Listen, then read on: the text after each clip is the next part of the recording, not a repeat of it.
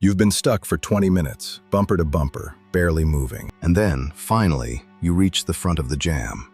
You brace for the wreck, the construction, the cause, but there's nothing there. The road just opens up. No accident, no reason. You were trapped by a traffic jam that had no cause at all. It's one of the most universal frustrations there is. You crawl forward, then stop. The lane next to you moves, so you switch, and then it stops too. You spend the whole time convinced there's a wreck up ahead. And the maddening truth is that very often there isn't, and there never was. So how is that even possible? How can thousands of cars grind to a halt when nothing is actually blocking the road? These are called phantom traffic jams. And once you understand them, you'll never look at a highway the same way again. By the end, you'll know how a jam appears out of nothing, why it seems to have no cause when you reach it, and how a single driver, maybe you, can make one disappear. Start with a quiet highway. Cars are spread out, with big gaps between them. If one driver taps the brakes, the car behind has plenty of room to slow down gently. The little disturbance fades away almost instantly. At low traffic, the road forgives small mistakes. But here's where it gets dangerous. As more cars pack onto the road, the gaps shrink. Now there's no room for error, and humans are not perfect drivers. We react slowly. We brake a little too hard.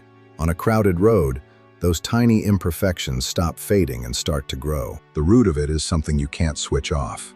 No matter how good you are, there's a short delay between seeing brake lights ahead and your own foot reacting. In that fraction of a second, the gap closes, so you press a little harder than the driver in front did. You're not being careless, you're just human, and so is everyone behind you. Watch what happens. One driver lifts off the gas for no real reason. The car behind notices a moment too late, so it brakes a little harder to keep its distance. The next car brakes harder still, and the one after that. A tiny tap at the front snowballs into a full stop a few cars back. And here's the strange part. That wall of stopped cars doesn't stay still, and it doesn't move forward with traffic. It travels backward, up the highway, sliding toward the cars still approaching. Each car drives forward into the jam, crawls through it, and escapes out the front, while the jam itself keeps marching the other way. You've actually seen this before. Think of a crowd doing the wave at a stadium. The wave races around the stands, but no single person moves with it. Each one just stands up and sits back down. A phantom jam is the same idea. The jam is a wave passing through the cars, not a thing sitting on the road. Researchers proved this with a simple experiment. They put cars on a circular track and asked the drivers to keep a steady, even speed. There were no junctions, no lights, no obstacles, nothing that could possibly cause a jam. For a little while, the ring flowed perfectly. Then, out of nowhere, a cluster of cars ground to a halt. The jam created itself. That experiment settled something important. The jam wasn't caused by a reckless driver or a slow one, or a distracted one. Every driver was simply trying to do the same reasonable thing. The jam wasn't a failure of any single person. It was a property of the whole system, emerging the moment the cars got close enough together. And this is the twist that changes everything. When you finally crawl to the front of a phantom jam, you go looking for the cause. But it isn't there, because the thing that started it is long gone. The driver who tapped the brakes did it miles ahead and minutes ago, and has been cruising freely ever since. You're not driving into an accident. You're driving into the ghost of a moment that already ended. Our brains hate this answer.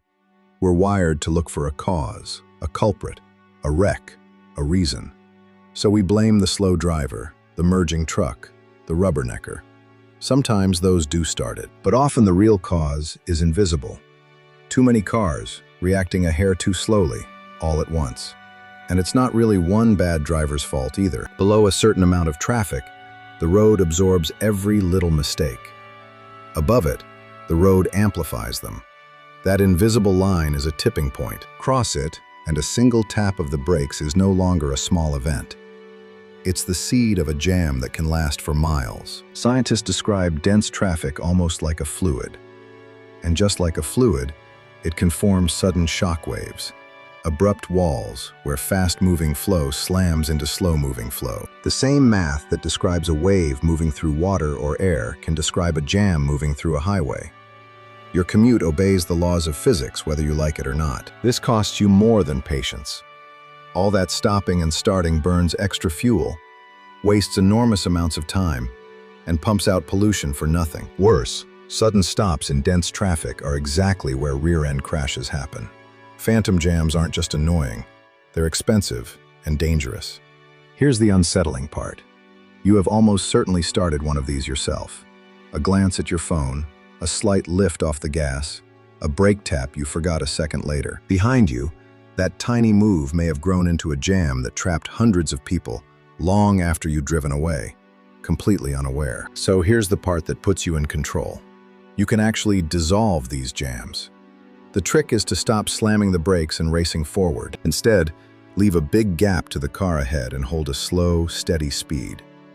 By the time the wave reaches you, that cushion of space lets you glide through it without ever fully stopping, and the cars behind you never have to either.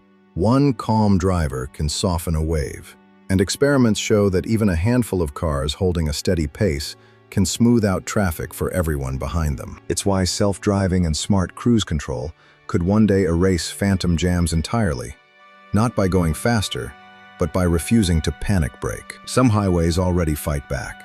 When sensors detect a wave forming, signs quietly lower the speed limit upstream. It feels backwards, slow everyone down to move faster.